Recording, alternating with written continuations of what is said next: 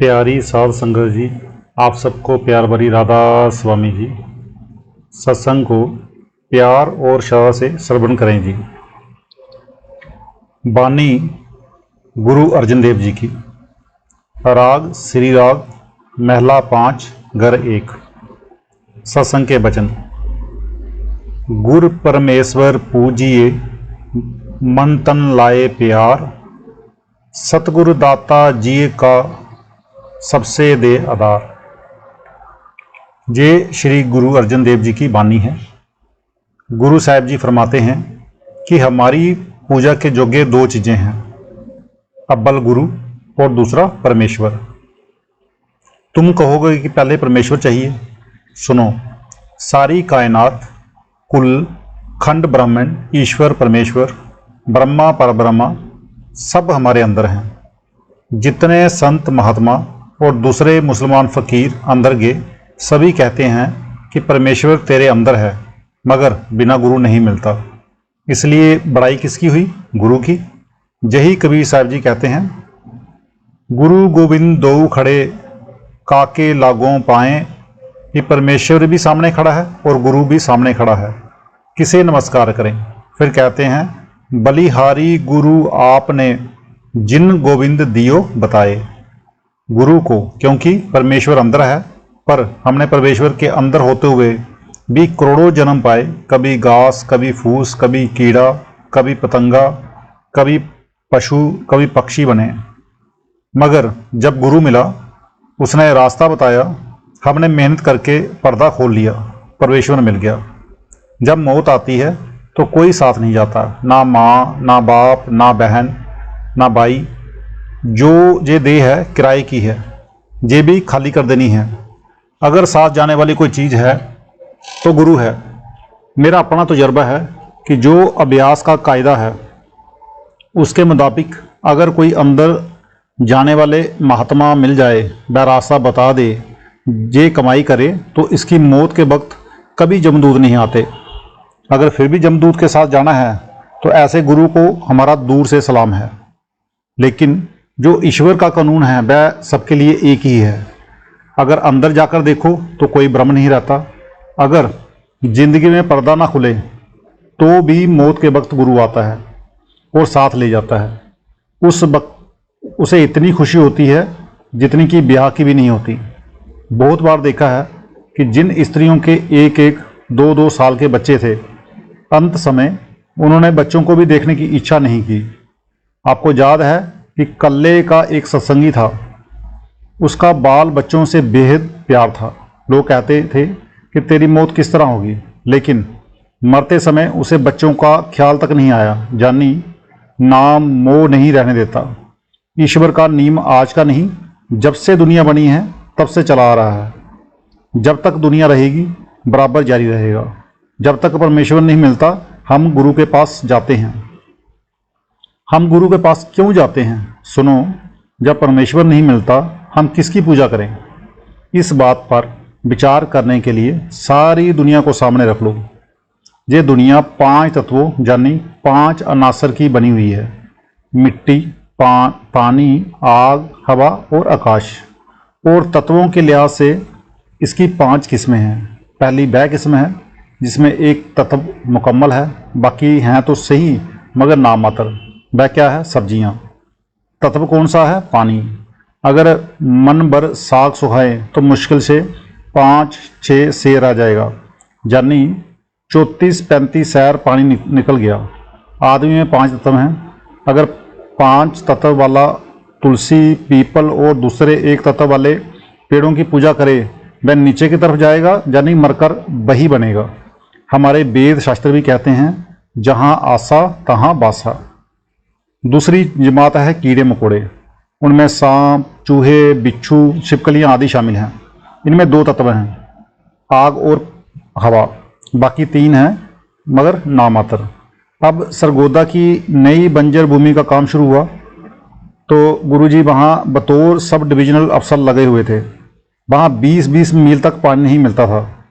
वहाँ बिच्छू, सांप, चूहे, छिपकलियाँ वगैरह वगैरह देखे, मगर ये नहीं देखा कि वे कहीं पानी पीते जाते हैं। वे अपने लिए पानी सब्जियों में से निकाल लेते हैं। अब जो सांप आदि की पूजा करेगा वह नीचे गिरेगा। तीसरी किस्म है पक्षी। इनमें 3 तत्व हैं, आग, हवा और पानी। बाकी तो हैं मगर वो नामात्र के बराबर ही हैं। अगर 5 तत्व वाला 3 तत्व वाले की पूजा करे तो वह नीचे जाएगा। चौथी किस्म है पशु। इनमें 4 तत्व मुकम्मल हैं, आग, हवा, मिट्टी और पानी, परंतु इनमें बुद्धि नहीं। अगर आदमी घोड़ों, भैंसों और गायों की पूजा करेगा तो पशु ही बनेगा ना। हर एक आदमी में 5 तत्व हैं। अब सवाल पैदा हुआ कि आदमी की पूजा क्यों करे?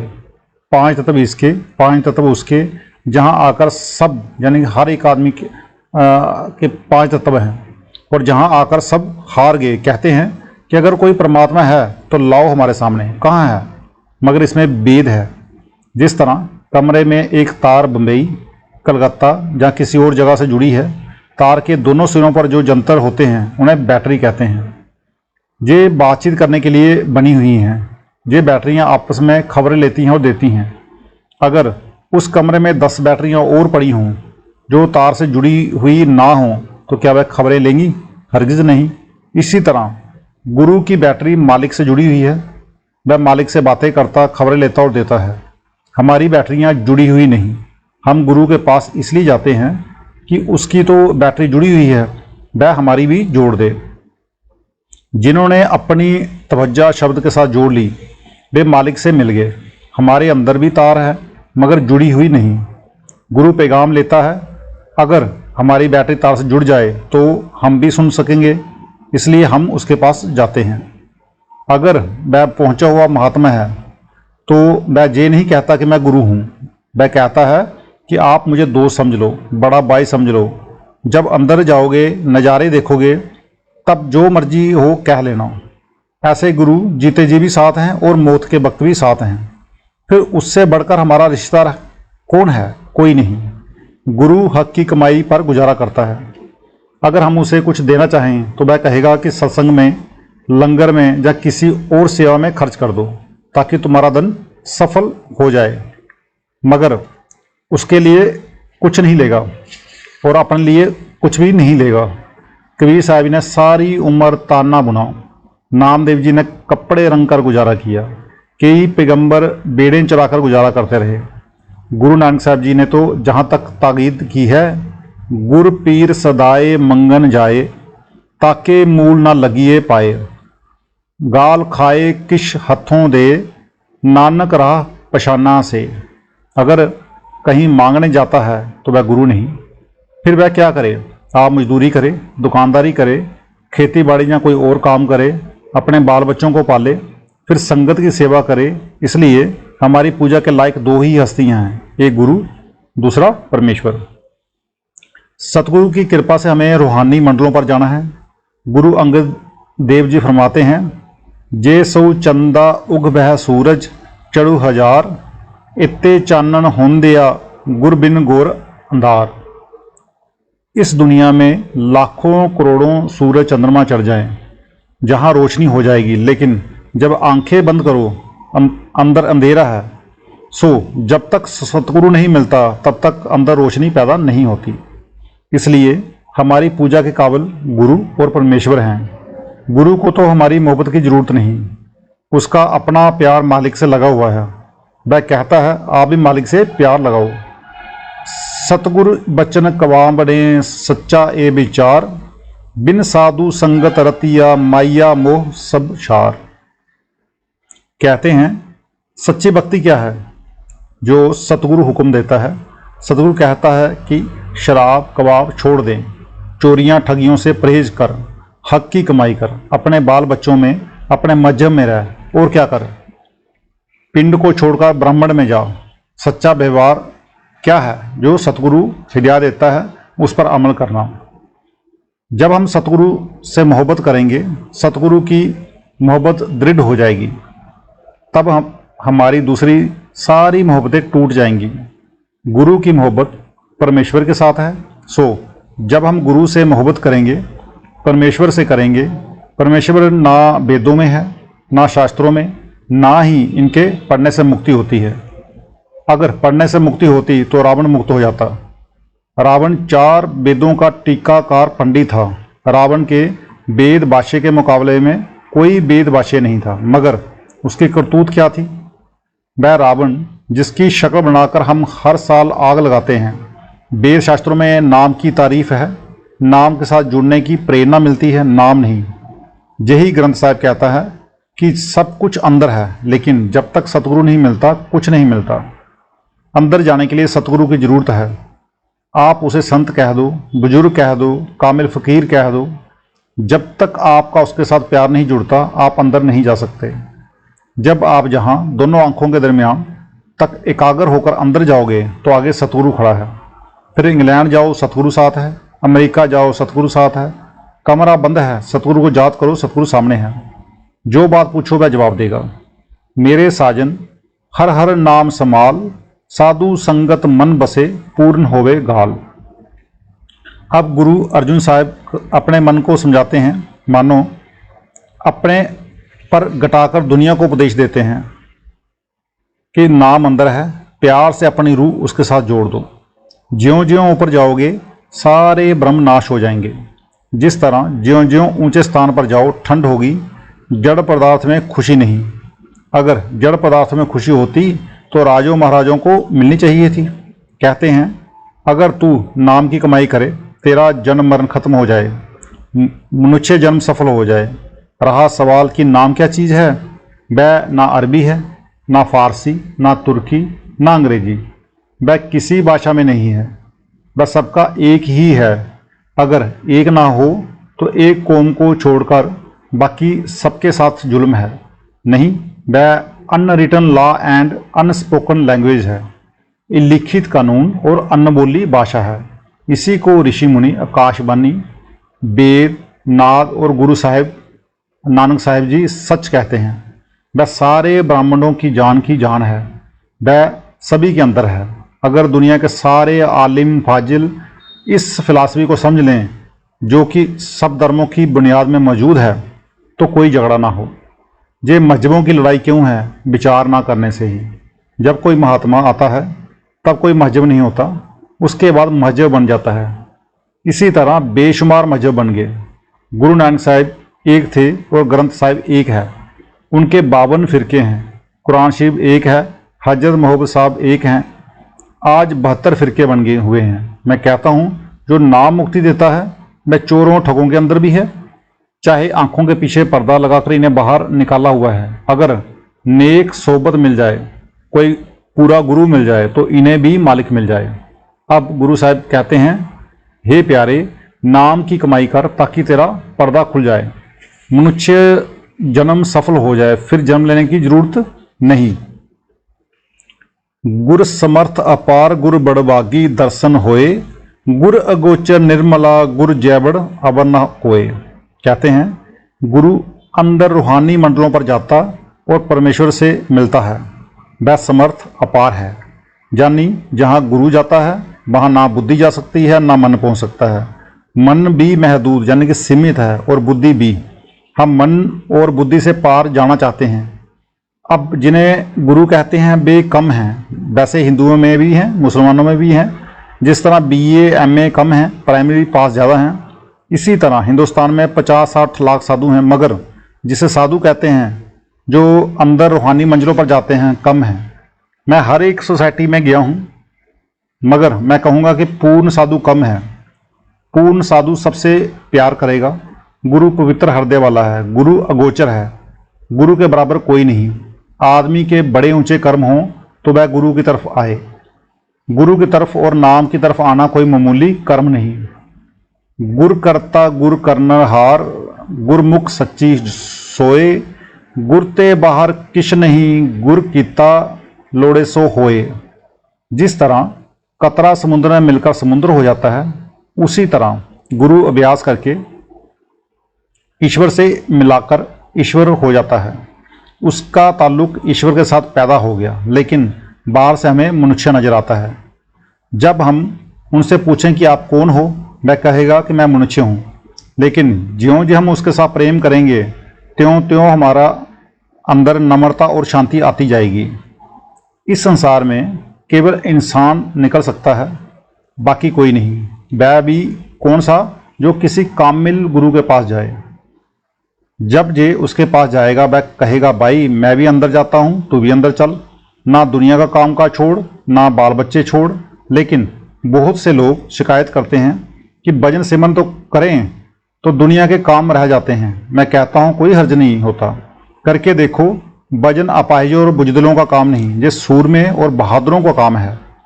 गुर तीरथ गुर पार जात, गुर मनसा पूरन हार, गुर दाता हर नाम दे, उधरे सब संसार। अगर दुनिया में कोई तीर्थ है तो कमाई वाले महात्मा की संगति है, जहां आकर चोर चोरी छोड़ देते हैं, डाकू डकैती छोड़ देते हैं, ठग ठगी छोड़ देते हैं। कोड़ा राक्षस था, भूमिया चोर था, मगर महात्मा की सोबत से महात्मा बन गए। दुनिया की जितनी दातें हैं सब यहीं रह जाएंगी, मगर जो दौलत गुरु देता है वह हमारे साथ जाती है।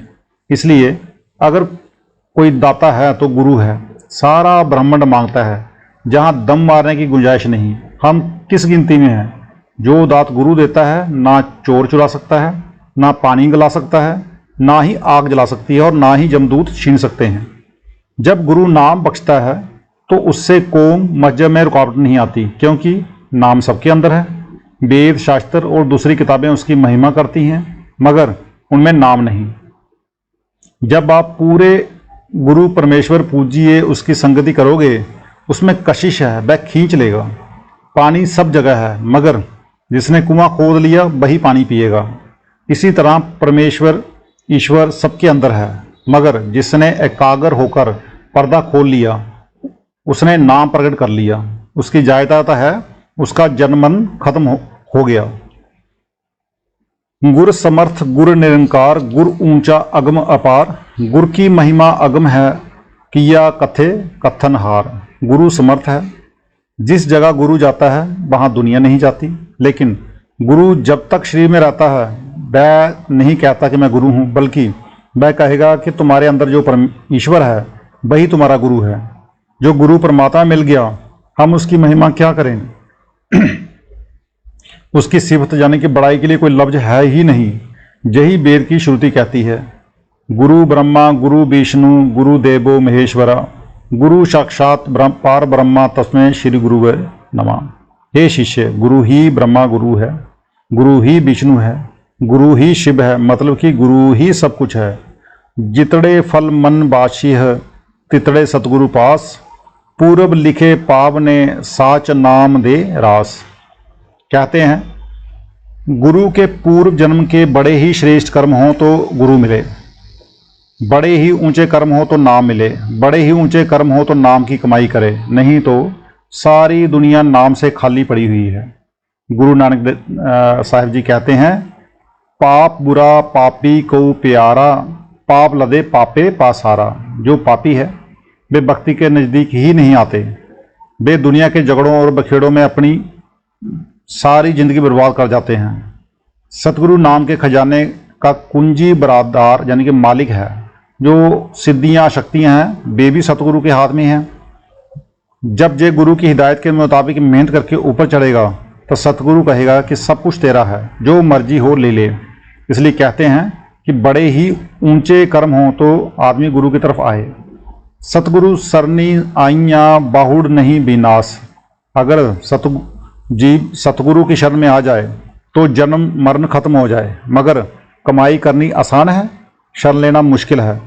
शरण का अर्थ ये नहीं कि जब शिष्य सतगुरु की शरण में आ जाए तो सारी मोहब्बतें छोड़ दे। मैं कहता हूँ अगर शिष्य सतगुरु की शरण में आ गया है, कमाई बेशक नहीं, जब मरेगा तो कहाँ जाएगा? सतगुरु के पास।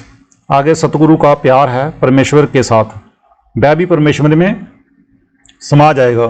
सतगुरु कहता है कि मेरे वजूद शरीर के साथ प्यार कर, बल्कि वह कहता है तेरे अंदर मालिक है, उसके साथ प्यार कर। हर नानक कदे ना बिसरो, एह जीव पिंड तेरा सास। अब गुरु साहिब सब कुछ कहकर प्रार्थना करते हैं कि हे मालिक, ये तन मन धन सब कुछ तेरा है, मेरा ध्यान तेरे चरणों में लगा रहे। राधा स्वामी जी।